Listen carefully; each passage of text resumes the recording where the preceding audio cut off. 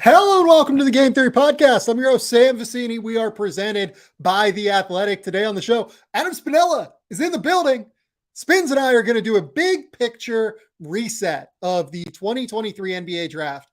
It feels like most of the time, the Super Bowl post-trade deadline, that tends to be when people really start to, I think, hone in on the NBA draft as an event. And in large part, it's because teams sort of know what range they're going to be picking in. The season is far enough along. Trades have occurred. There aren't going to be any more trades until June at this point because of the deadline passing. So teams know what selections they're going to have. And on top of it, let's just be real about it. Football takes up a lot of oxygen in the sports community. We still have the Derek Carr news that's taking up oxygen. I don't know if you saw earlier, but Aaron Rodgers went on Pat McAfee's show and just shit all over a report about his goings on. Football still will take up some oxygen, but it feels like there's more oxygen for basketball and the NBA in general. So it's a good time to just kind of set everybody up in order to kind of understand where this 2023 NBA draft is. We're going to do that. Then at the end of the show, I want to talk a little bit about Ben Simmons and whatever in the world is happening there, because I think there are a number of factors that we'll talk about. And I think there's one that's pretty significant, but we want to dive in and talk about Ben Simmons and just the sadness that is his situation with the Brooklyn Nets. Spins. That's 100 seconds of me talking in a row. What's going on, buddy? Hey, Sam. Really good to be here with you on the pod. A little bit different than our normal routine of recording on Sunday nights. But if there's one thing I've learned in the podcasting world, it's not to go head to head with the Super Bowl. So I think this was a smart choice on our part to steer clear a couple days. And then also, like you said, give us that reset button, a little bit more clarity post-trade deadline, this last kind of few days here before we get to All-Star break, and making sure that we've got a clear picture of what the NBA season is going to look like for the next few months and how that's going to impact the 2023 NBA draft.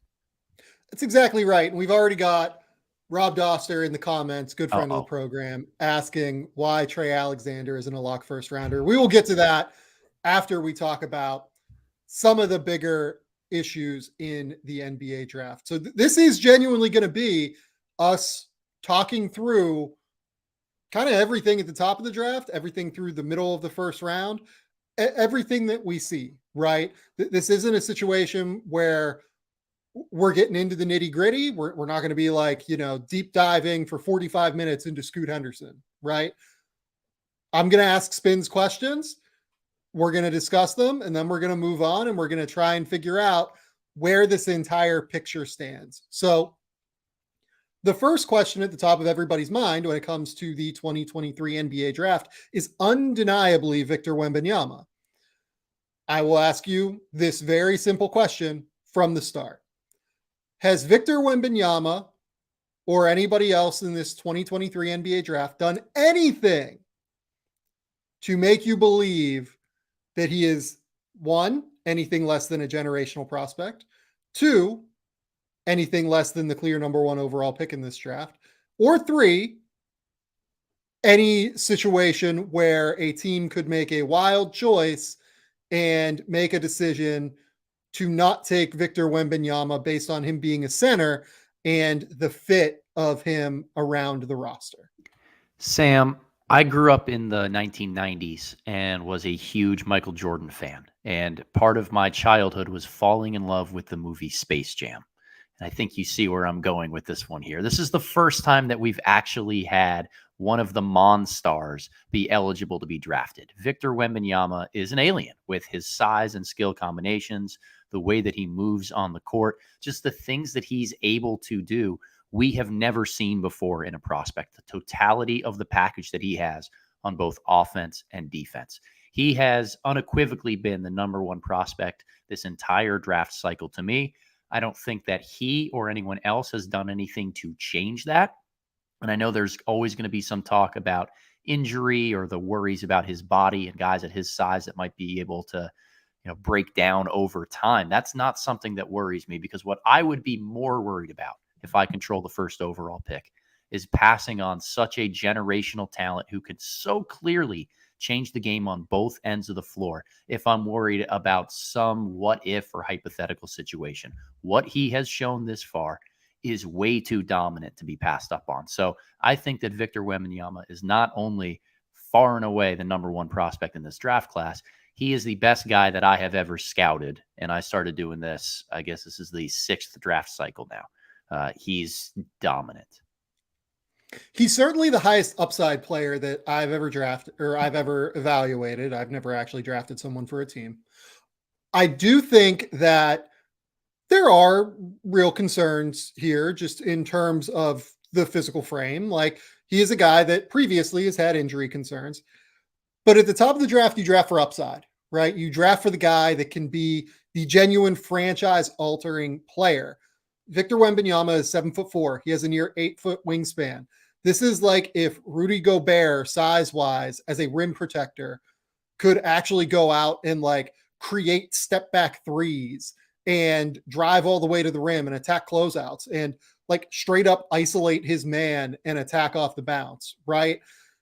That's why he's the number one overall pick. This is like modern day Kareem Abdul-Jabbar, Shaquille O'Neal, Arvydas Sabonis over in Russia. If you go back and watch his highlights, the classic whatever guy you want to bring up, Will Chamberlain, elite level, unbelievable talent, big man. Now, we've seen those guys fail in the past, right? Ralph Sampson, his body broke down. He was the All-Star Game MVP, I believe, in his 2nd or 3rd year, and was well on his way to being a generational talent.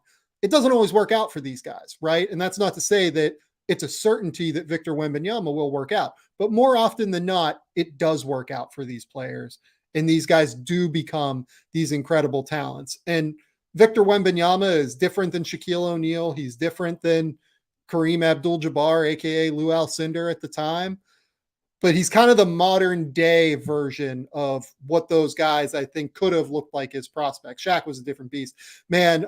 Over on the Tab show that I do, we recorded that yesterday, and we watched some old highlights of Shaquille O'Neal and talked about it. Oh God. I think we often forget how good of a prospect Shaquille O'Neal was. That guy was so explosive. He had the balance of a ballerina, as my partner in crime over there, Benyam Kadane, brought up. He could move like a Mack truck. Like, he would go through you at the rim. Yep. He would tear down the rim. He was an unbelievable prospect. And I want to bring that up because I think he often is forgotten about, not only in terms of, I think his dominance is forgotten about. Like, I think he is unequivocally a top 10 player in NBA history in his prime.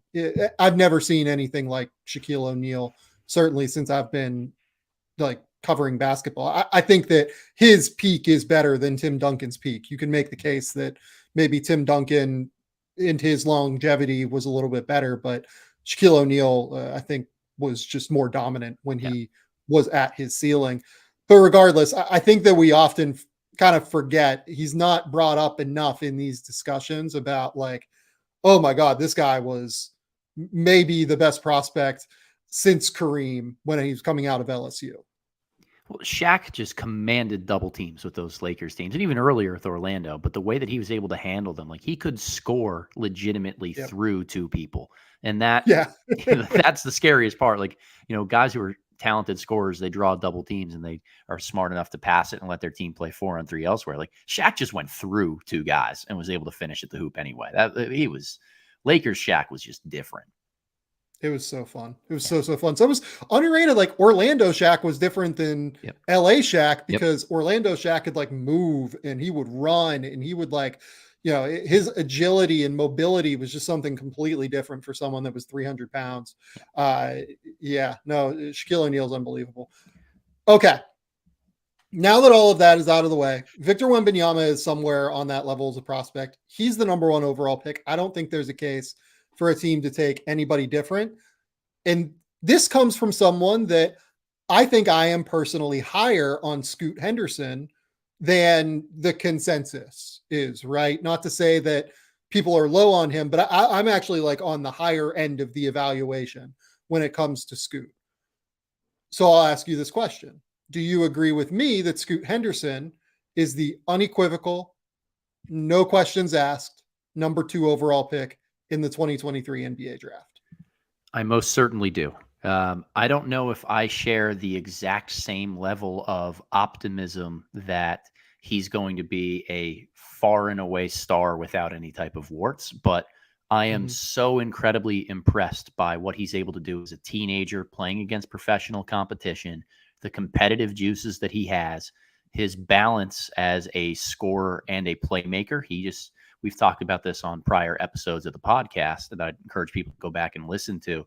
He just has that feel to know when to take over, when to create for people. And that clutch type of gene is something that's coveted when you're looking for a guard or somebody who's going to be able to play with the ball in their hands late clock. So I'm a really big fan of Scoot Henderson. But to me, this is almost a two-pronged question, right? Is he the unequivocal number 2 in this draft class? A lot of that is about Scoot Henderson.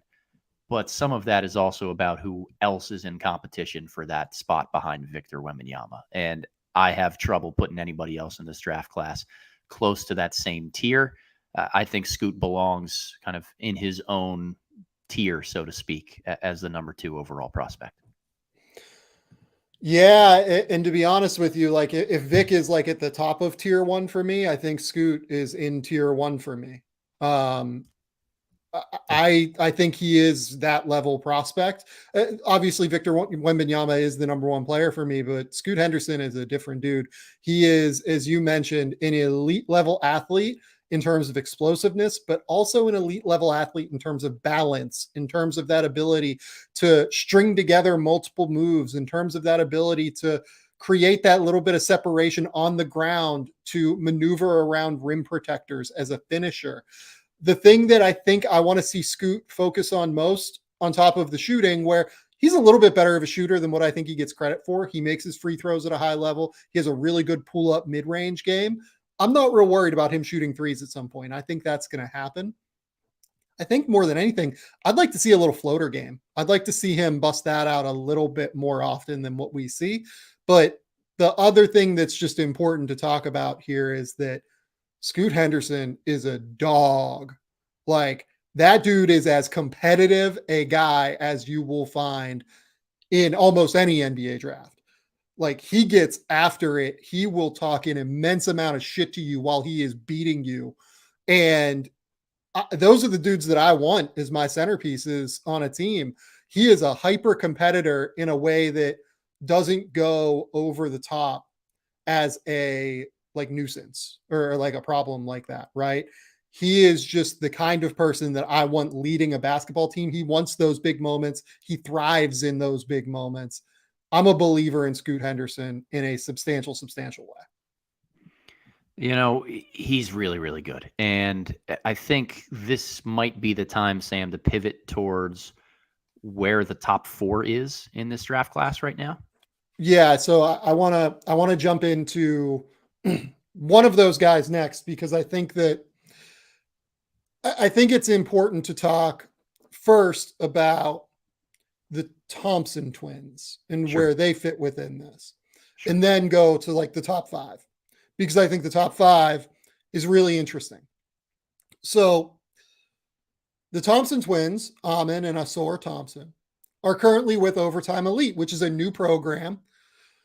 This is the second year where scouts and evaluators have had to go down to Atlanta and really get a feel for what that quality of competition looks like. The players there are better this year. Robert Dillingham is there. Cannon Carlisle is there this year. There is more talent surrounding the Thompson twins that they get to compete against every week. However, this is a new organization. Those games, for people that have watched them, are often transition fests. Let's call them that as a more positive spin on what they can often be. A lot of these games end up not being particularly applicable oftentimes to NBA scouting and some of the things that teams want to see from them in terms of half-court decision making, defensive IQ as a half court player. Those are the things that matter in the playoffs. Execution, the ability to process things. Those are the things that you really want to see. So Amen and Asor Thompson are in an interesting position where teams have gone down to see them. And I'm sure you've talked to NBA teams. The feedback is more polarizing than what the consensus seems to be, where myself, John Gavoni, Jeremy Wu, whoever, has Amen at number 3 or number 4, has Asor somewhere 7 to 10. You kind of get it all over the map from NBA teams, in part because of the situation they're within. So I will ask you this. What has been your overall feel for how this season has gone for Amen and Asor Thompson in Overtime Elite? Yeah, it's such a complicated question, and it's one that I'll do my best to try to give a succinct answer to. So I think that there are two ways to break down the season that they've had thus far. One is through the obvious need that both Amen and Asor have to continue to develop their game to make them NBA ready. And when we say develop their game, I think the thing we're looking forward to most is seeing if they can add a jump shot. When we first started doing some of these podcasts together back in August, that was what we talked about as the swing skill for Amen and Asor Thompson. 6'7", 6'8", long, lanky athletes, just physical freaks with their ability to separate with a great first step, to finish above the rim, all the natural tools to be high impact defenders. They have good vision, they have decent handles, and the ability to just make really good plays as passers when they drive towards the lane. But the jump shot is what was missing, the ability to score and kind of create their own. And this year has not shown a ton of progress for either. There have been some slight tweaks and slight improvements made for Asor. I think that Amen is starting to shoot them more and definitely continues to put in the work, but it hasn't translated over to results just yet. But that's a disappointment. From an evaluation standpoint, we want to see if these guys can become top options in the NBA who deserve to operate with the ball in their hands. And in order to be able to do that, I think a pull-up jumper is necessary, as well as the ability to just consistently stretch the floor from three-point range. And neither guy is in that area right now.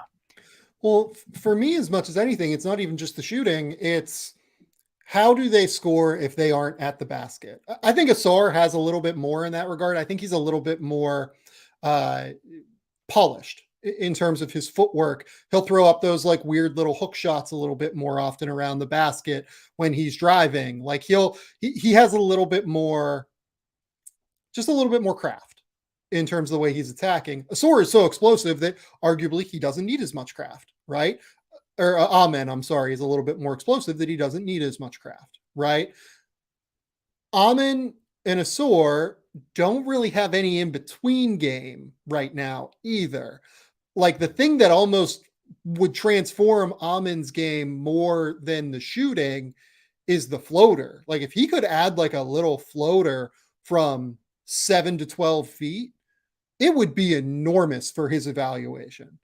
It would almost like completely change things for him, I think, as a prospect, because he is so explosive that NBA teams aren't going to be able to stay in front of him. He is so quick. He has that first step that is unbelievable. Out in transition, like I talked about the fact that those OTE games become more transition fests from an evaluation perspective. I often struggle to make a decision on if they are often transition fests because the Thompson Twins are so athletic. They really can push the pace, push the tempo, dictate that speed of play in a way that other teams in OTE can't, just straight up. So it's interesting to try and figure out and determine where exactly they settle. Yep. End of the day, Amen Thompson is the highest upside guy in this draft outside of the top 2, I think. If it works, it's really going to work. And you and I, like, we have defensive questions about them a little bit. Asor has a chance to be like a great weak side rim protector, a great team defender. He's a really, really high level athlete as well. Like Amen's going to enter the league as one of the 5 best athletes in the NBA, point blank. And if you think I'm exaggerating, wait until you see him.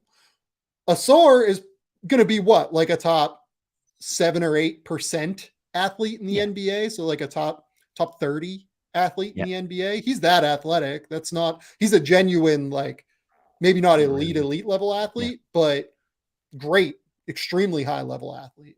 So we're going to see a lot of this pan out and dictate over the course of the pre-draft process. As much as anything, I think NBA teams are going to be really interested to see the Thompson Twins outside of the OTE structure and see them in their own gyms for workouts. And the last thing I will note on the Thompson Twins, and why I tend to buy into them still, I think, a little bit more than some NBA teams do. There are NBA teams that are very high on them. I don't, and NBA evaluators that are very high on them. When I say they're polarizing, I mean genuinely, like, there are teams that absolutely think they are incredibly talented and love them. There are also teams that worry a lot more about their flaws right now than others. They are superb workers, and they are hyper competitors. Like, they really, really are the kind of players that I trust and buy into getting better over time. And they take constructive criticism as well. For people that want to go back and watch the tape watch along I did with the Thompson Twins, we discussed the shooting. They know, and they will attack it, and they will come at you and say, look, we know we have to get better at this. They're not people who just shut down when that happens. They want to hear it. They want to have that understanding of what they have to do to get better. So I believe in the Thompson Twins. I will say it's no lock that they go in the top 3, in the top 5. Like, I think Amon probably ends up in the top 5, but it's a little bit more open, and it will be very dependent upon where teams fall when the lottery rolls around. Yeah. I don't know if you meant to give that pun there when you said that you thought that the Thompson Twins would get better over time, because that was an elite pun that you kind of gave right there. Look, I totally agree with all that stuff. I think the point that you made that rings true to me is trying to figure out if the Thompson Twins are a product of the environment for how much they play in transition, or the cause of their team being able to play in transition so much. And I did a deep dive about a week or so ago into the numbers behind this. Your general average NBA team probably plays about 16 to 17% of the time in transition, according to Synergy Sports. That those are the amount of possessions that end in transition. And the overtime elite program with City Reapers, the team that Amen and Asor play on, they're over 30%, almost double that amount. So it is laughable how much this just turns into like a track meet with them using their athleticism, their instincts. They gamble a lot on defense, and they can get away with it. But when you talk about the half-court evaluation, that's what matters in playoff time. That's what's going to matter if games on the line in a clutch postseason series. Can Asor really break down a defense in the half court? And I think that we've seen a little bit more of red flags start to pop up about whether it's finishing ability, separation, driving into traffic. Like, look, the way that teams defend them in that OTE program, as soon as they start to drive it, they send 3 to the lane and try to collapse on them. That's not necessarily going to happen in the NBA, and teams can't get away with doing that. But it certainly does reveal some of the challenges, like we talked about the in-between game that just hasn't developed. I think there's still a lot left to really refine for these guys and how they're going to impact on the offensive end of the floor, as well as some challenges mechanically that they need to sort through on defense. So really high upside, ridiculously good kids with high work ethic, but they're going to be still fairly raw when they come into the league. And I think that that's an underrated aspect of trying to evaluate where they stack up next to other guys in this class. Last question on the Thompsons for now. Where do you have them ranked at this point? So I just made an adjustment this past weekend and moved Amen from the 3 spot to number 4, just from watching a little bit of play here. And that we can talk about him later. But Brandon Miller from Alabama has surpassed him for that spot for me. I have Asor at 13.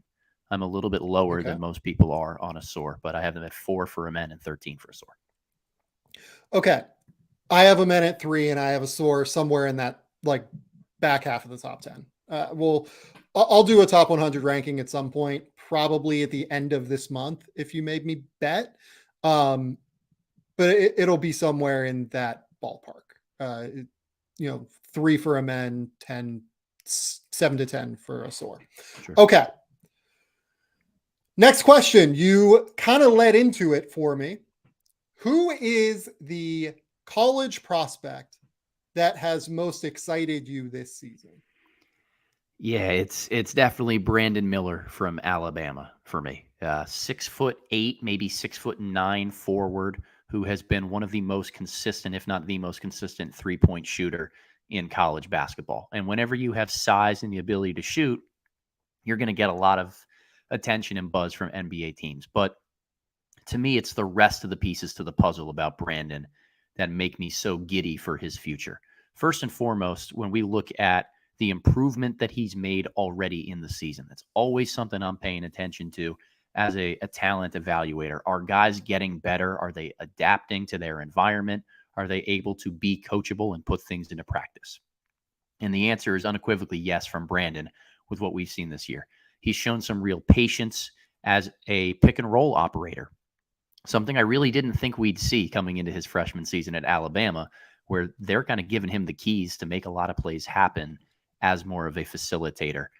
He's really gotten better as a finisher near the basket. Got off to a really poor start to the season. Wasn't converting, had some takeoff issues with how far away he was jumping from the basket, wasn't separating from his man one-on-one, but he's learned to play more controlled, more physical, just get to the basket, convert through contact. That improvement is really getting me more excited for him. Trivia time, Adam Spinella. In SEC play, that's 12 games. What is Brandon Miller shooting from 2-point range? So I have an idea, but I'm going to it's not a firm number here. 63.5% is going to be my guess. God damn it, Spins.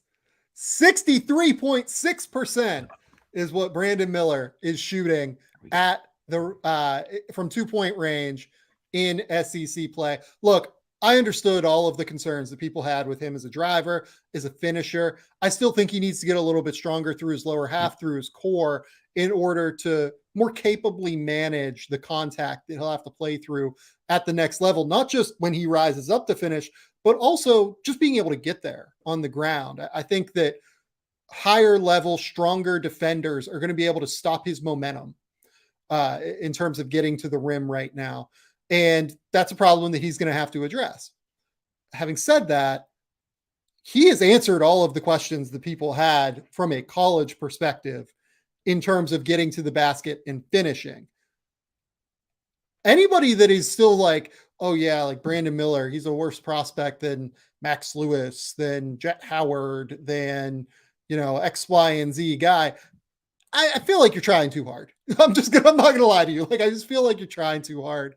And I'm willing to listen to a lot. I'm willing to be very open-minded on things. I really like guys like Max Lewis and Jet Howard. I'm sure we're going to talk about them at some point in this conversation. But I don't know, man. Like he's answered all of the questions at this point.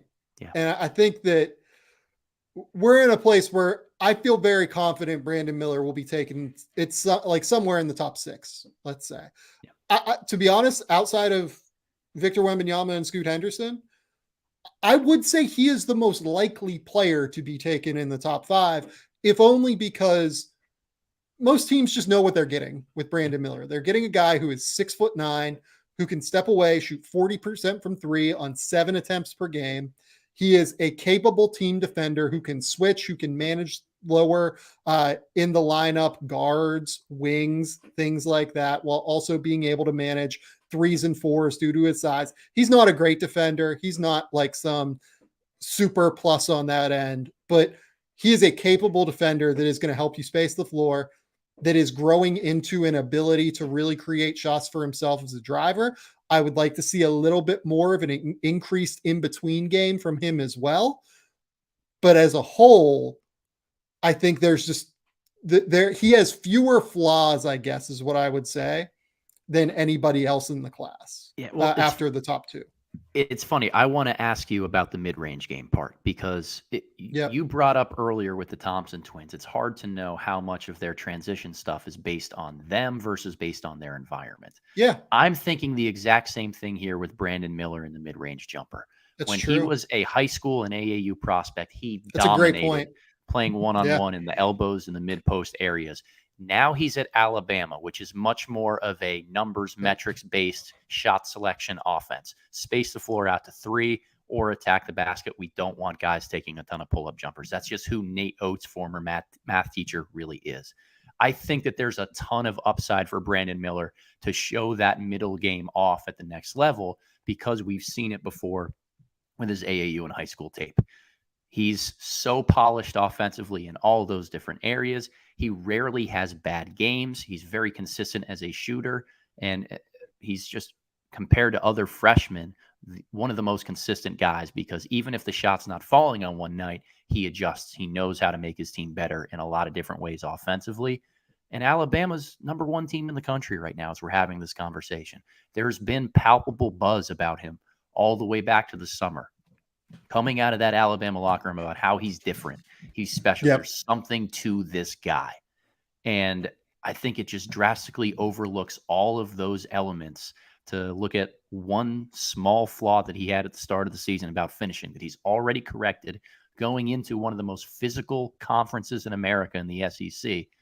This guy checks every single box for me. I don't know if he's going to be an absolute star 25 point per game scorer, but at the very least, like you said, teams are going to know what they're getting with Brandon Miller, and it's consistent offensive production in a myriad of ways. I'm a huge fan. Yeah, this is a guy that is an NBA starter. There's just it's hard to come to any other conclusion, I think.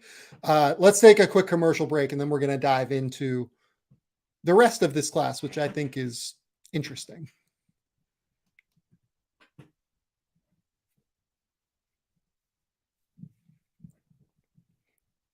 Okay, Adam, we're back.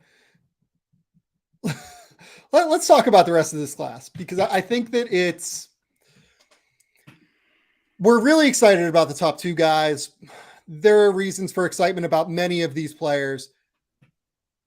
How would you rate the 2023 draft class from a depth perspective through the lottery, through the first round? Yeah.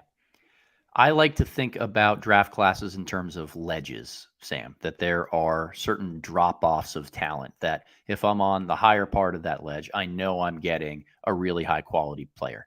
But if I have the spot right after there's a drop off in talent, I'm probably a little bit disappointed in where I am or not getting the typical type of player that I would expect.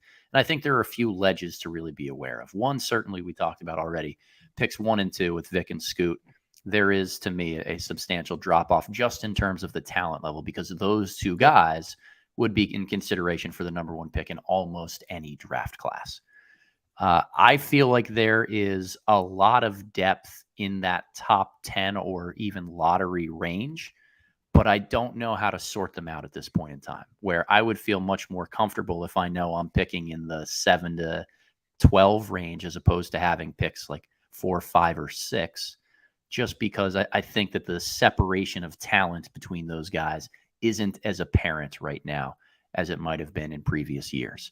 And then we get to the middle and later parts of the first round. You and I have had this conversation before. Like, I think there's maybe only 22 or 23 guys that are staring at me right now as obvious first round picks. That may change a little bit later. There might be some guys who continue to get better and show that their performances are legit. But at this point, that later, last 6 or 7 slots in the first round is going to be a really challenging area for me. So I've been thinking about this class a little bit differently even than that. I agree with you on like the 22, 23 guys. Like that's something we've talked about a lot. But the more I think about this class in terms of its depth down to that level, I just think there are a lot of incomplete prospects that are just, we're going to have incomplete information on. And it's in part because the upper class prospects in this draft class are not very good. We just kind of need to be real about that. I think that I have currently 2 guys that are juniors or seniors or third year players or greater. currently listed in the mock draft that will be coming later this week over at The Athletic. That's just a remarkably low number. Yep. This college basketball season, it came in being discussed as the year of the big. Well, the big guys, like outside of Zach Edey, Azolas Tubelis, they haven't really played up to par, right? Like, all due respect to Drew Timme, who I love, offensively, he's been very good, but he hasn't really shown a ton of progress defensively. And in part, I think that's due to Gonzaga's guards not being great defensively. Oscar Tshiebwe has not been very good this year, just straight up. I don't think he's been like a helpful player for Kentucky in many regards. His defensive deficiencies are just very real for them. And this is currently on track to be the worst Kentucky defense that John Calipari has coached since he returned to college basketball playing for Memphis or coaching Memphis back in, I think, 2000. Yeah. Maybe 2002. Armando Bacot hasn't been awesome this season, and you can point to the guards not getting him the ball, but his defense hasn't been very good. Hunter Dickinson has been not awesome this season from a consistency basis. So you look up and down this college basketball season. I think part of the reason there's so much parity is that there's just less talent across the board among the sophomores, juniors, and seniors. And while there are a lot of talented freshmen that came through this recruiting class, those guys like Keontae George is an incomplete player right now. He is pretty inefficient in terms of his decision-making. Grady Dick is, I really like Grady Dick's, intelligence and his IQ and his reactivity. Grady Dick, I think, is a player that has a real chance to be hunted in the NBA defensively on the ball by bigger, high-level shot creators. I know he's super smart. I really like the way that he thinks about the game defensively. I really like his hand-eye coordination. It's just a different beast at that level in terms of quickness, in terms of everything that's going to be brought to the table when you're one-on-one with those guys on an island and you get hunted in mismatches in screen situations. Jarris Walker is a guy that has been really good, and I've come around on Jarris in a big way. I have him as a top 7 player in the class right now.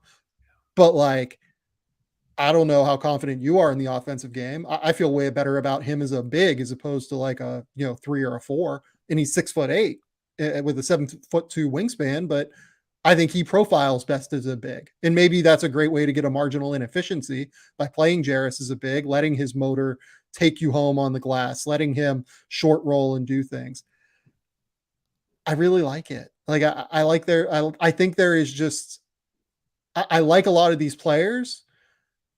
I like a lot of the talent in this class. Bryce Sensabaugh, a guy that has real deficiencies defensively. Jet Howard, another guy that has real deficiencies defensively. There's a lot of talent here. Yeah. But these guys have a long way to go in terms of being able to step onto an NBA court and make a difference, because so many of them are teenagers. Just so many of them are at such a nascent stage of their development at this point. So I think there's just a lot of uncertainty in this draft class is the way I'm thinking about it. I was talking to a friend that I don't really want to put on blast necessarily because he has his own podcast and he can talk about this at some point. But one thing we were talking about was the fact that you could end up looking 5 years down the road in these 22, 23 guys. You just have to jumble them up in terms of the order that they should have been taken in, because we are working with incomplete information here with a lot of these guys, because you're always working with incomplete information with teenagers. Yeah, I think that's really, really fair. We've been talking about this, about the draft class all the way back to the summer, Sam. Who are the upperclassmen that are going to force their way into the first round? And thus far, there's been very, very few of them, if any, who have really stood out as legit NBA type of players. I want to give a shout out to Chris Murray at Iowa, because I think he's been the most consistent upperclassman guy and solidified himself, at least for me, as a top 20 pick. He's a really, really good basketball player who just finds ways to impact the game. His maturity shows on the floor for Iowa every time he's out there. His consistency shows as a result of him knowing how to get to his spots and what to expect, because he's been through it before. We don't have that same level of consistency. I hate to bring it back full circle to Brandon Miller, But I said earlier, he's the most consistent freshman that we've seen.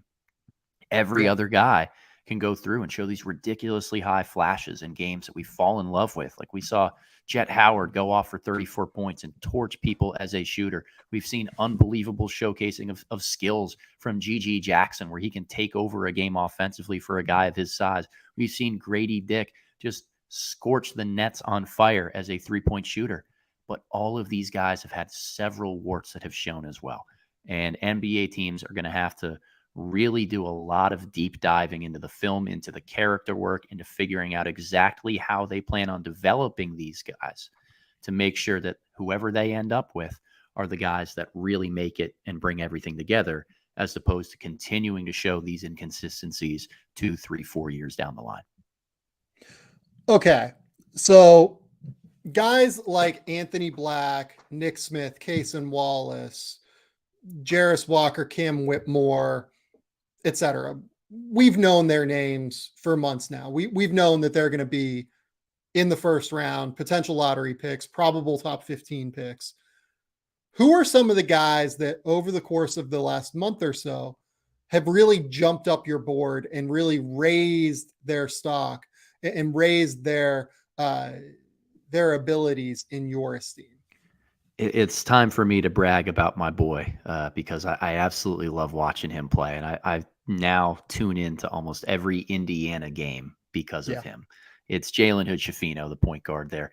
Great NBA body, 6'5", maybe 6'6", good length, unbelievable point of attack defender. So many people want to start on the offensive end of the floor with him. I have fallen in love with Jalen Hood-Schifino for his defense. He's hard to screen. He's long and big, but he moves well guarding smaller guys and uses his length well in space. He can play in switchable lineups in the NBA, and he can play in non-switchable ones, chasing guys over pick and rolls for 25 to 32 minutes a night. On the offensive end of the floor, he has really figured out how to be a consistent playmaker for others.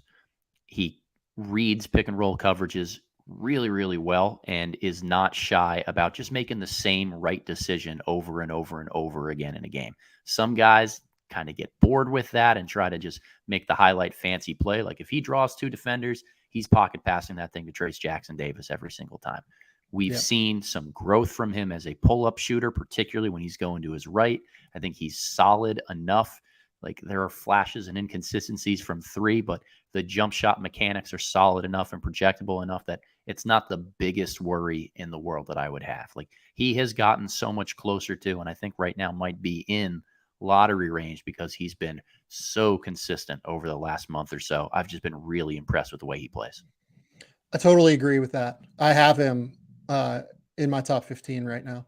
He is such a complete player. It's just very easy to imagine him playing a significant role on a really good team, like very quickly, to be honest, because he is so good defensively, because he makes good decisions. I think he's a player that is really going to endear himself to coaching staffs early in his NBA career because of how complete he is. He doesn't really take a ton off the court as long as the shot translates. This is a guy that you and I talked about as potential first round pick early in the season. We were on this. Like if you look at my first mock draft at the Athletic, I had Jalen Hood-Schifino in the first round, despite the fact that he was, what was he, like 25th in his recruiting class, something in that ballpark. I think he was a 5-star, might have been like a high 4-star maybe. Like he's a guy that we've really had our eye on for a while, and it took him a little bit because he got hurt early in the season. But now that he's gotten over that injury and gotten a little bit of consistency, he's been really, really good. I completely agree with you. A couple other guys that I do want to bring up. Rob Doster brought up Trey Alexander. This is a guy that I'm coming around on more and more as I watch him. Another just absolute killer defender. I don't know if I have him in the first round yet. I need to like really think about that a little bit more. Trey Alexander, though, is shooting the absolute lights out. He's at 41.4%, which, by the way, this was a significant liability as a shooter last year. He was a 28% three-point shooter, but has always made free throws, has always seemed to have real touch. He makes really high-level passing reads. He doesn't turn the ball over. And arguably, I don't know if he's the best perimeter defender in the Big East, but he's up there. He battles, he fights, he gets through screens. He's a good one-on-one defender. He's a little bit smaller than what you want from the role. He's 6'4" as opposed to Jalen Hood-Schifino, who's 6'5", 6'6", something in that range. But I'm a buyer of Trey Alexander. On some level, he's really helped himself recently. Another guy that is a standout to me is Kobe Buffkin at Michigan. Yes. Yeah. The more I watch Kobe Buffkin, the more I wonder if he is a first-round pick. He is 6'4". He's very skinny and he has to work on the shot, but athletically, he's very twitchy. Another guy that doesn't take anything off the floor. Really, really smart in terms of his passing ability, playing off the ball and sometimes on the ball in that Michigan offense. Smart defender, really the only guy that I kind of buy into defensively with that team a lot of the time. Not a great defensive team, the Michigan Wolverines this year. But the other thing with Kobe Buffkin is he's actually younger than Jet Howard. And he is someone that is freshman aged doing what he's doing. I think he is currently the only guy that is freshman aged in the country to be averaging 12 points, 4 rebounds, 3 assists while shooting at least 45% from the field. It's just that across the board production for the age that you can really buy into. Wouldn't be surprised to see him as a guy that really rises over the course of the next month during the pre-draft process. I've kind of tried to jump it a little bit by putting him in the mock for later this week. We'll see if that works out or if I look a little bit dumb, but I look dumb regularly enough. So I think we're okay with it. Anyone else that stands out for you now that I've named a couple? Yeah, I mean, he's been a guy we've talked about before on the podcast, but he was not on preseason radars, and I think is very, very legitimately entrenched in being a first-round prospect at this point. Taylor Hendricks at UCF. Yep. Just checks a lot of boxes for the things that we kind of see and look for from NBA teams. 6'8", 6'9", wing, defends well, shoots the ball from three, has real athleticism. One of the few guys who checks those boxes of looking the part and having some of the statistical metrics that back it up in terms of how he finishes at the rim with a lot of dunks as well as three-pointers. It's just a really, really high swing for the fences type of prospect because of what he can continue to turn into. I think he's still raw in some areas, but at the end of the day, he might have shown enough just with the tools and the flashes to be a first-round guy this year. Okay. Another guy I'll mention is I like Julian Phillips. The more that I watch him, I just kind of buy into the defense at the end of the day. I think he is going to be a really good defender at the NBA level. It's hard to find guys that are 6'8" to 6'9" that I think have shooting potential. Like I think his shot's actually kind of fixable just in terms of shot prep as much as anything. That's more his issue. He kind of squares off a little bit too often when he gets the shoulders turned and gets one foot in front of the other. I think the shot looks much better. I think there is quite a bit that could work there. What I will ask you next, though, is what are the skills in this draft class that you think there is an abundance of versus what are the skills in this draft class or positions in this draft class that you think are relatively weak? Yeah, it's a good question.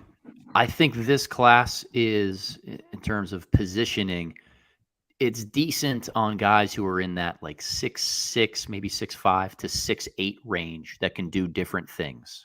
That there's going to be a lot of, I call it kind of wing potpourri, right? Like you can get some guys that really knock down shots. You get some guys that can be really high level defenders, some guys who are more slasher handler. Just a lot of different things that you can find at those wing multi-defender type of positions. This is a class that is really, really weak on lead guards, though. I don't think that there are a lot of guys who make great, like elite level decisions with the basketball in terms of how they create for others. There aren't a ton of guys who marry the ability to create on offense while being solid at the point of attack on defense, particularly in terms of younger investable guys. I think, we talked about Jalen Hood-Schifino. He fits that archetype of being a big guard. He looks more like a wing physically when you see him out on the basketball court, just because of how big and sturdy he is and the way that he's built. It's just not a really deep class of guards. Beyond that, we talked about college basketball being the year of the big. I think a lot of those guys also have one particular, I don't want to call it a fatal flaw necessarily, but something that gives you a lot of pause of wanting to move them into being a priority type of big man. So as I look at this draft class, like really heavy in that bigger wing area, very light in terms of NBA translatable skills from bigs and lead guards. The other thing that I would bring up is shooting. I think this is a shooting heavy class across the board. Yeah. I'm a buyer in Victor Wembanyama. I know what the numbers say, but I think he is going to be a high level shooter. There's no reason to think otherwise. Brandon Miller is a terrific shooter. Bryce Sensabaugh, for all of the questions I have about him defensively and in terms of his difficult shot decision-making tree, great shooter, knocks him down off the catch like they're nothing. Like he's going to be able to shoot at a high level in the NBA for sure, I think. Jet Howard, another guy I think is going to shoot at a really high level. Grady Dick is a guy that's going to be an elite level shooter in the NBA. Max Lewis, I think, is going to be a good shooter in the NBA. Jordan Hawkins, a terrific movement shooter that's going to be a real weapon. All of these guys are potential first-round picks. All of them, I think, could end up having seasons where they shoot 40% from three, if not in Grady Dick's case, where I think, and probably Brandon Miller's case, he's going to be consistently above 40% from three. So shooting is a skill that I look at as something that you can really find in this draft class. I think that teams that are looking for shot makers and looking for floor spacers will do well in this draft class.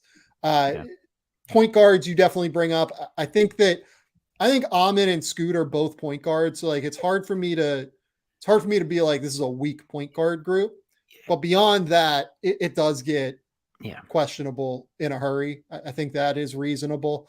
I'll also just say, like, there are just so many question marks at the end of the day, right? There just are in this class. So we'll have to see. And one of those question marks is Gigi Jackson.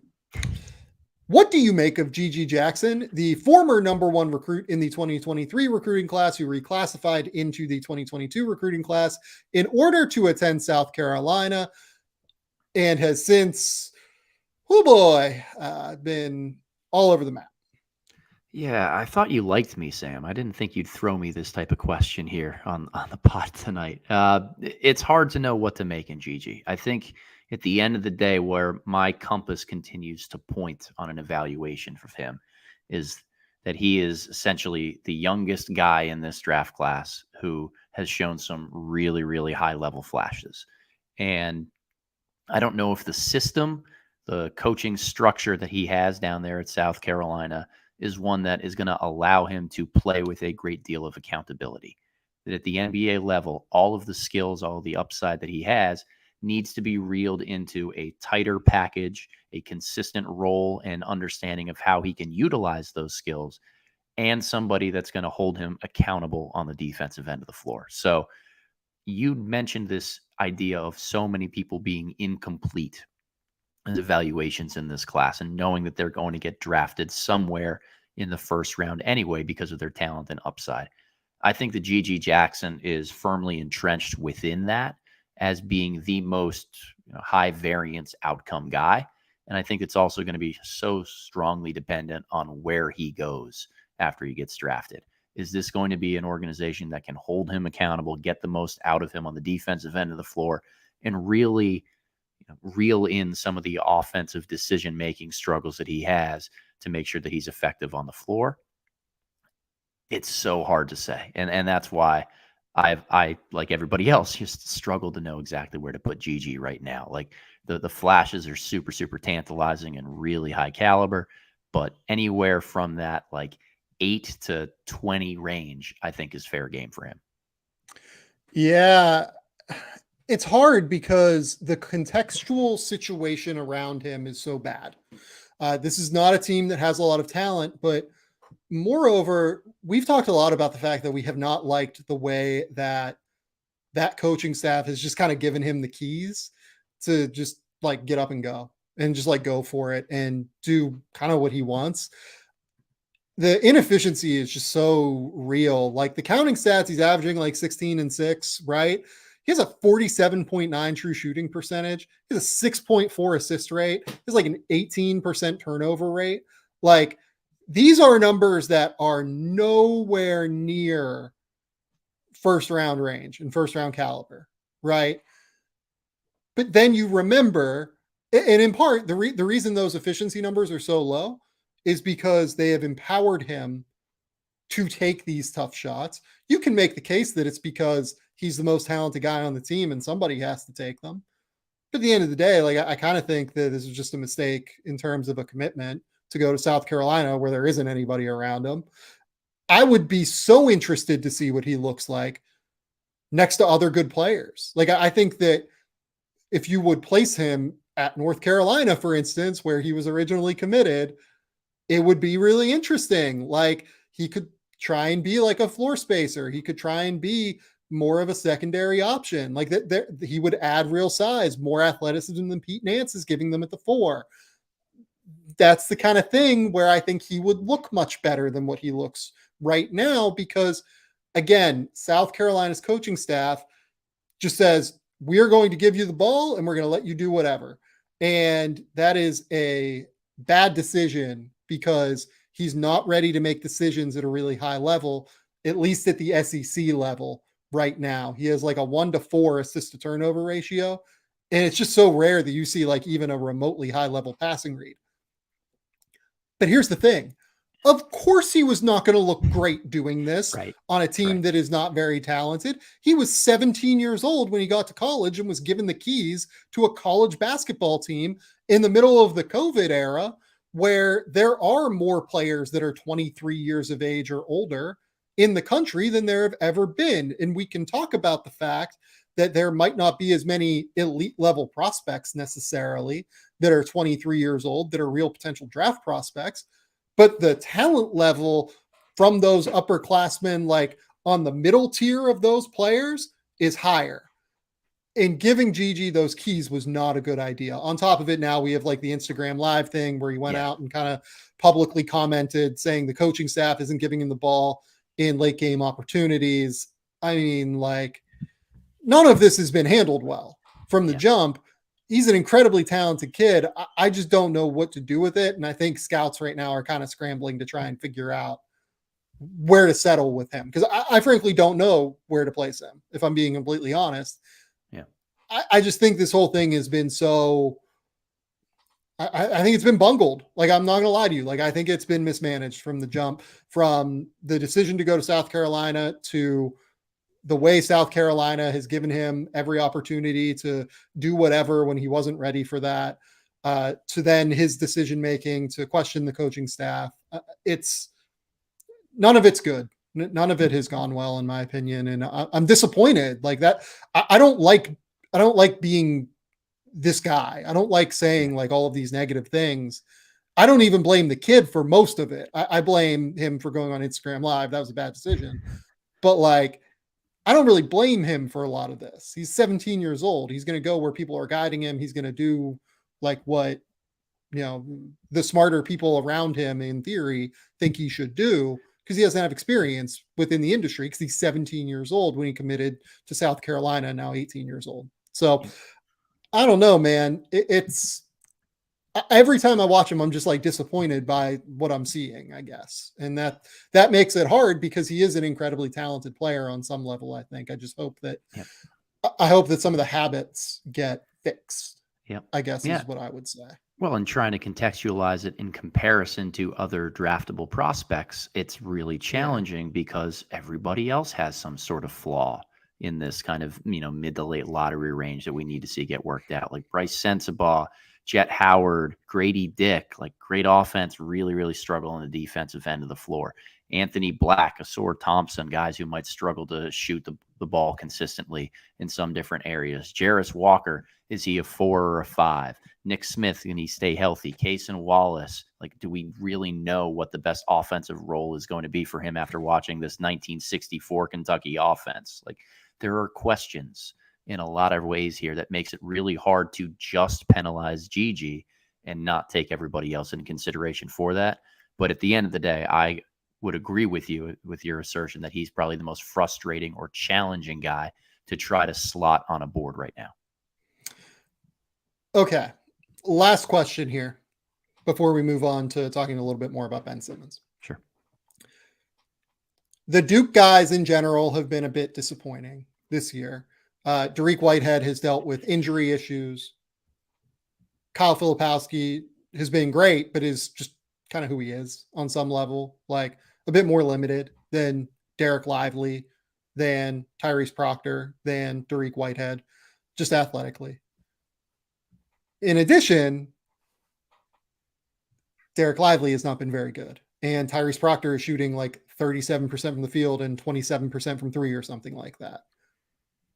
Where do we settle on these Duke prospects? Because they do play a real role here in terms of what the depth of the class is going to look like.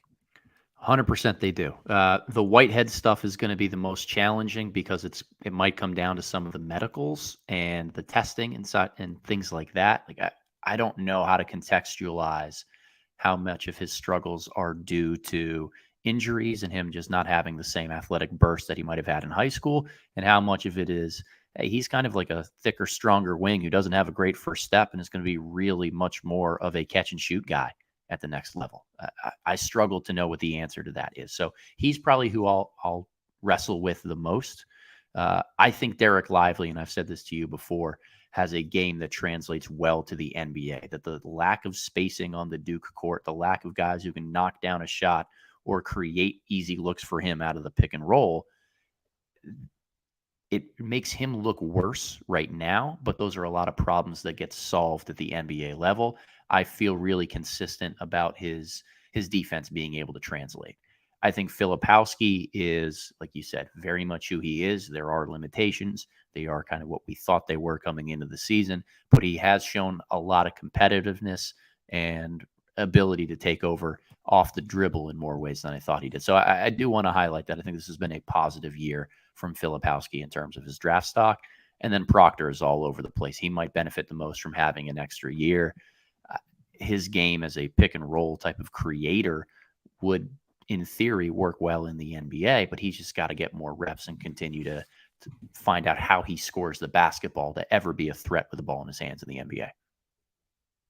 Yeah, you can't score right now. No. That's an issue. Can't score consistently, let's say. Those are the guys that I think have like really hindered themselves at some point. Is there anyone else that like you think has really like kind of driven themselves down before we finish up here? Not a ton of guys are jumping out at me at first. Like I know I had unrealistically high expectations for Baba Miller coming into the year, like clearly not ready for any offensive type of role right now for Florida State. So that's one that I think will end up being a multi-year guy. But it comes down to, we entered this draft class hoping or expecting that there'd be an upperclassman who would continue to emerge, who would make that leap forward into becoming a first-round pick and take opportunity. And the fact that hasn't happened has been really the biggest disappointment. Yeah, I agree with you. Okay. That's it for a big picture look at the 2023 NBA draft. Did we hit on everything that we needed to, Adam, in your opinion? I think so. If there's one last kind of thing to throw out there, it's really the international look outside of Victor Wembanyama. Like, I don't know how you feel about depth or quality of different international prospects, or maybe it's a good idea. We even just say non-traditional prospects. Like, we could talk about a Leonard Miller, a Sidi Sissoko playing down there with the G League Ignite. Like, I think that those are some of the guys who hold the keys to maybe filling out the rest of that first round that are kind of off of our typical radars right now. Yeah. And, like one guy that I've been pretty clearly high on throughout the process is Rayon Rupert. 6'6", 7'3" wingspan, maybe even 6'7" now. Just a monster defender, like playing a critical role right now for the New Zealand Breakers in the playoffs, like as the number 2 seed in the league. He is starting for them, and it's not a situation where they're just going to like gift him minutes in the playoffs right now.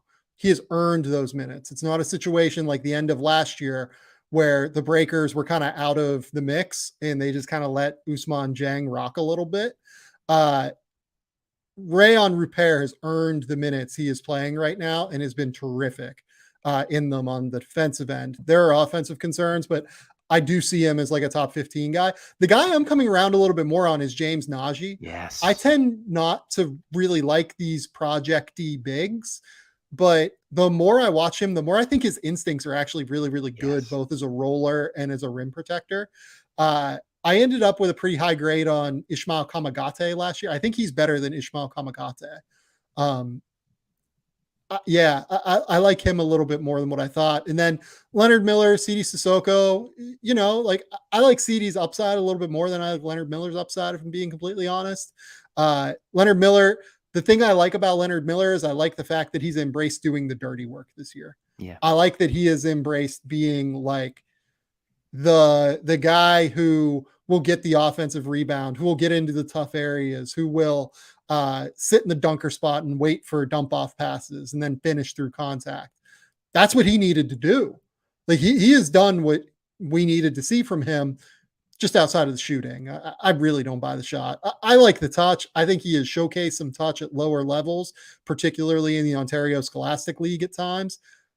But when things speed up, man, it doesn't look nearly as good. It doesn't look nearly as polished. The mechanics are all over the map on that catch and shoot three. So I'm intrigued at the very least by a lot of those guys. And I'll say this, Mojave King just had a career game with the G League Ignite earlier this week. I'm still like intrigued if Mojave King is a second round pick, just from a shooting perspective at the very least. It's a total flyer. He probably ends up in the NBL if we're being genuine about this, but not the worst guy in the world to take a chance on, I don't think. Yeah, well, I'm really coming around on Repair. This is a guy that I know you've turned me on to a lot the last few weeks here, and I'm glad to see you're coming around on Najee because that's somebody who I was pretty high on coming into this draft cycle, and I think has some real defensive impact that he can bring to the table. One guy we talked about preseason, Nikola Jurisic out of Mega, hasn't really been the greatest season for him, but I think at the end of the day, some of these names that we're talking about here are those late risers through this process. I can see a lot of those guys coming late and really one more thing about Jurisic. So we got really excited about the Thompson Twins playing against Jurisic, and like we got excited about Jurisic playing against the Thompson Twins. Yeah. Does this kind of make us rethink the Thompson Twins a little bit?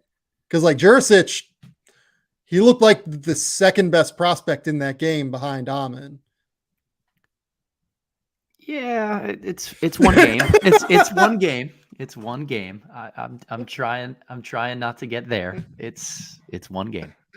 It is. It's one game. I'm with you. I know. I'm just saying like this happened earlier in the year. We got to see these two guys play. These three guys play really. Wasn't the best game for the Thompson Twins. Amon was really good. Soar was a little bit less good in that game. Okay, let's talk about Ben Simmons. I don't know about you, man. Like, I just feel bummed watching Ben Simmons now. It's kind of where I'm at. Like, this is a guy that at 23 years old, like rightfully made an all NBA team. He averaged 16 points, 8 rebounds, and 8 assists, shot 59% from the field, and was one of the 5 best defensive players in the NBA. And you watch him now, and it's just not there. Like this is a Nets team that's desperately calling out for someone like this, and it's just not there. I mean, before I get into like what Jacques Vaughn said and everything, like when you watch Ben Simmons, like what are you watching? I continue to just be disappointed for what could have been. I think that's just the easiest way to say it. That a true 6'11", 7-foot guy with his handling, his speed, his ability to cover ground on the offensive end of the floor, combined with really good vision and playmaking. We saw some high-level flashes from him in Philadelphia, even without a jump shot. And if he's not even willing to try to get to the basket and score, and he's just so much more of a, I got to move this, I got to pass the ball around and just create for others, it makes it so much easier to guard any team that he's on. And it's disappointing. And I'm glad that you brought that up because Jacques Vaughn gave a really interesting answer, getting this from Timmy Goodtimes over at ESPN. his Twitter feed, kind of laid it all out. Jacques Vaughn said to a question, does the lack of having stars drawing the defense around him make it more difficult to figure out the best ways to use Ben Simmons? Jacques Vaughn's answer, it's going to be some work that we have to do, because you just take a look at what the lineups could potentially look like. You put another big next to Ben, then you got to figure out what the spacing is around him. Then if you put another playmaker next to him, then you got to figure out what Ben looks like without the basketball. Then if you go small with Ben, then you have to figure out, can you rebound enough with him? So the challenges are ahead of us. We'll look them head on. We'll figure it out.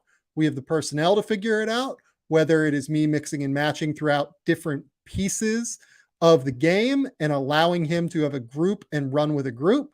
That part we'll figure out, but you see the challenges that lie ahead. It really comes down to two things for me. It's the shooting that he just never has improved ever. It makes it harder to keep him on the court. If he is a spacing liability, you're essentially playing 4-on-5 when he's without the ball. The number two thing is he has lost it athletically in comparison to when he was younger. The back injury, it feels like, has really, really sapped his explosiveness, his flexibility. Like, he was a flexible 6'10" athlete that could like get up and down the court, had like very flexible hips, had very flexible movements throughout his core. And it just feels like he can't really do that anymore. He doesn't have the explosiveness in the open court that we used to see all the time, where he was a freight train coming downhill when he got the ball off the glass and just went. I just like, more than the mental stuff, and we can maybe talk about that, I just don't see the same guy physically anymore. And to me, that's an even bigger, like, that's what makes me sad when I watch Ben Simmons. Like, that's what really substantially bums me out. Like, you can see that the brain still works. Like, his passing is still there. Yep. He has phenomenal hands. He has great hand-eye coordination. Like, you can see a lot of it still there. It's just not, it doesn't work as well when he's not as athletic. And we've seen this with guys like Russell Westbrook, for instance, that no longer have the athleticism to necessarily like fully dictate play. When they lose that like step athletically, basically, it just becomes really, really hard. Look, if you're not a great shooter and you're playing off the ball, you can make positive plays happen by being a great athlete. You go attack the offensive glass, you backdoor cut, you slash around, you take one or two bounces, and you just try to yam on somebody. There are ways to offset spacing issues if you're really, really bouncy, if you play with burst. And he's not able to do that anymore. And it just compounds the lack of shooting and quite frankly, the lack of desire to want to finish through or over the top of contact. I think that right now he wants to be much more of a short roll playmaker and somebody who just one, maybe two bounces and he gets rid of it and tries to use that great brain and passing ability of his to positively impact his team. I think it comes from a good place. You know, Ben Simmons gets a lot of, I don't want to call it hate necessarily, but he gets hated on a lot for the progression that his career has taken. And I do think that the physical stuff has a lot to play into where he's at in his career right now. It's sad to see. I think I'm clearly rooting for Ben Simmons because he's such a fun, unique player when he's at his best. And those guys are just rare and really, really fun to watch. But I don't know how to get it back, Sam. I really don't know. Well, and then like there is the confidence thing. Like, he passed up another like shot at the rim last night that probably should have taken. I think that there are real confidence issues now. And part of it could be like the body breaking down on him in terms of where the lack of confidence comes from. He just doesn't look like the same dude that we saw in Philadelphia. And that's what's sad about this. Like, Ben Simmons should have been a perennial MVP candidate. He genuinely should have been. He is 6'10", 240 pounds. He developed into being a top 5 defensive player. He averaged 16, 8, and 8 as a 23-year-old in the NBA. He was a top 20 player in the league as a 23-year-old in the NBA. And this is where we're at. Like, it feels like we've been robbed of seeing what this could have become as much as anything. And I think that that's what's sad to me about it. And look, like, I don't think Ben does himself any favors. I don't think that he seems to be a bit aloof about the whole thing. He can get, it seems, defensive about everything. And then you see there were the things about him, like basically demanding to play point guard with Philadelphia and all of that stuff. And you know, you can be your own worst enemy at times in terms of the public perception. I do think the media is probably a little bit aggressive on him. I mean, look, over here it is bonkers. There was like a News Corp headline last night that when he passed up that layup, it was like he made the cardinal sin of basketball again. And it's Oh, just like, no. what are we doing, guys? Like, are we just like, are we going to pick out every specific play and like make a headline on it about Ben Simmons because like there are issues in this country about like the way people perceive him because he didn't uh hasn't yet played for the Australian Boomers and a number of other factors that I really don't want to dive into right now.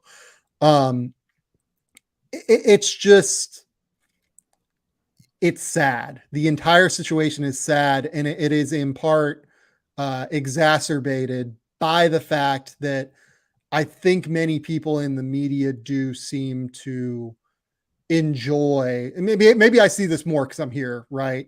But I do think that many people in the media seem to enjoy often critiquing this and critiquing Ben, and like when bad things happen to him.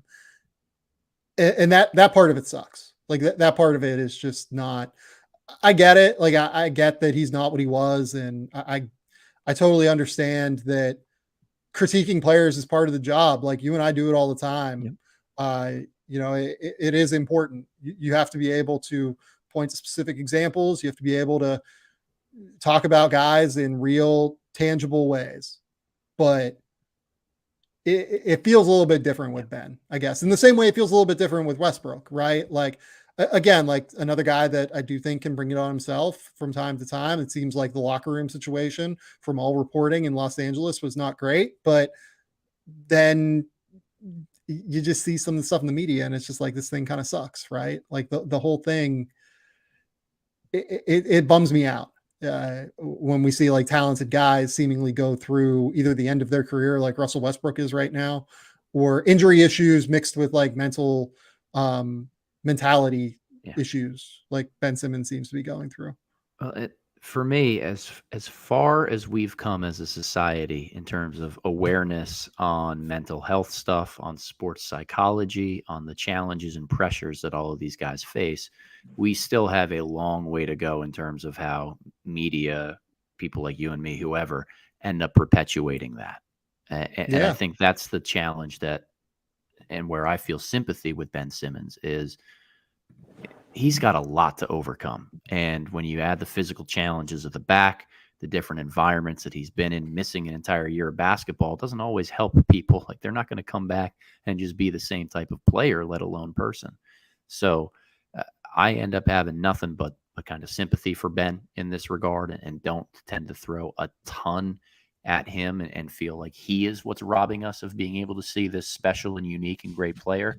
But at the end of the day, I'm just disappointed we don't get to see that because he's really, really fun on both ends of the floor. Like I loved Ben Simmons picking up guys from 35 feet and just poking loose balls away, taking off in transition from rebounds and runs and hitting these awesome passes over the top of defenses for transition dunks and layups.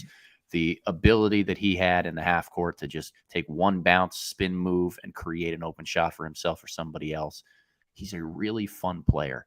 And he hasn't looked like he has fun playing basketball in a long period of time. And I think that translates over to how much of a joyful player he can be.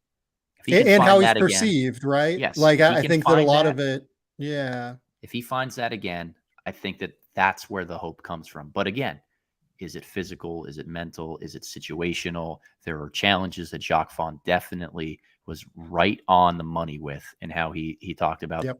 what needs to happen in order to get the best out of Ben Simmons. It's hard to have him on the court with hard. Nick Claxton. Like it's hard. hard. And Nick Claxton is one of the 5 best defenders in the NBA this season so far.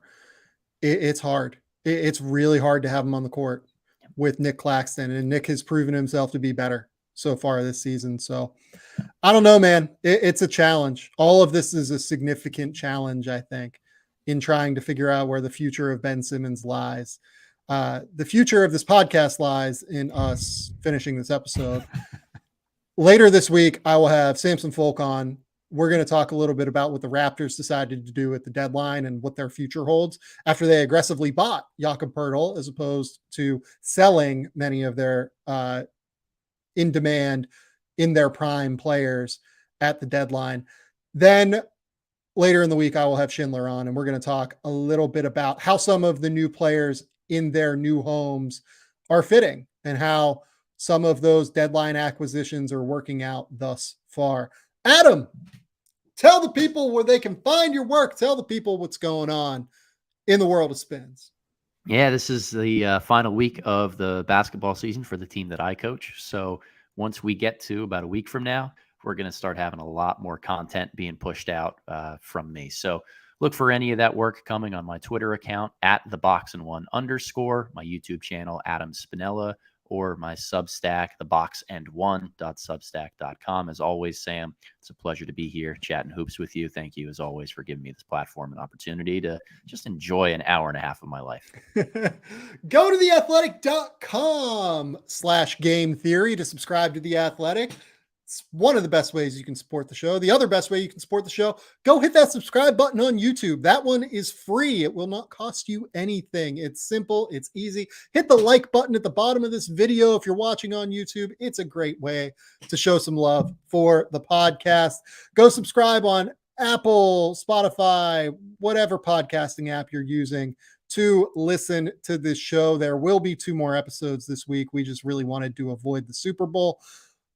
But until next time, we will talk soon. Bye.